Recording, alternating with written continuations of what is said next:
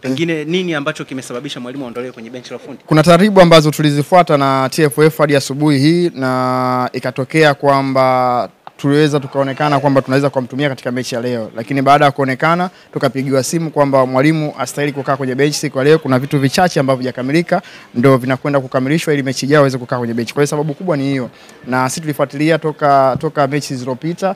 Kuna vitu taratibu ambazo tunazifuata na tulikuwa hujakamilisha taratibu moja tu ambayo tunatarajia kuikamilisha na mwalimu tutamuona kwenye benchi. Kwa hiyo sababu kubwa ilikuwa hiyo katika siku hii leo. Ni muda mrefu mwalimu yupo lakini hafanyi kazi kama kocha mkuu kwenye bench. Pengine ni kiasi gani timu inaathirika kwa kumkosa kwenye bench?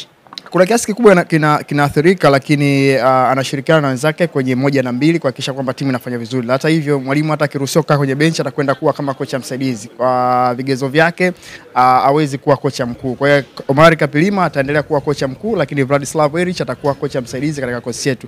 Kwa hiyo kuna vitu ambavyo sisi tulikuwa tunadhani kwamba tutavikamilisha kwa wakati, lakini ikashindikana kukamilisha kwa wakati.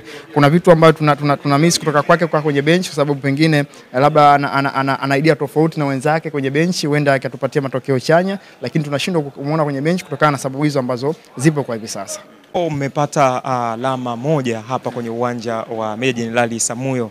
Ni moja kati ya kiwanja kigumu, lakini mmeweza kupata pointi moja. Hiki chote kinachagizwa na nini kwenye kikosi cha KenGold? Kwanza morali ya timu ipo kubwa sana kwa hivi sasa, lakini pia usajili ambao tumefanya ni mkubwa sana, na ndio maana unaona kabisa tunapambana kuhakikisha kwamba tunaweza tukapata alama moja, tunaweza tukapata alama 3 na tukapata matokeo mazuri. Kwa hiyo kama club inachagiza na morali ya timu, lakini kikosi ambacho tumesajili kwa hivi sasa ni kikosi kikubwa sana ambacho kinapambania muda wote. Kipindi cha nyuma kwenye mzunguko wa kwanza tukifunga goli moja tuwezi kurudisha, lakini sasa tunapambana tunaweza kurudisha. Na kwa hivi sasa tunafunga magoli machache. Zamani tulikuwa tunafungwa 3, 1, 2. Baada ya mechi na Young Africa ndio mechi ambayo tumefunga goli nyingi. Baada hapo basi tunafungwa moja tunashinda, tunafungwa moja tunashinda. Ndio kikosi ambacho sisi tulikuwa tunakihitaji hivi. Na hivi sasa tunaona morali ilivyokuwa, watu wanapambana tunapata matokeo.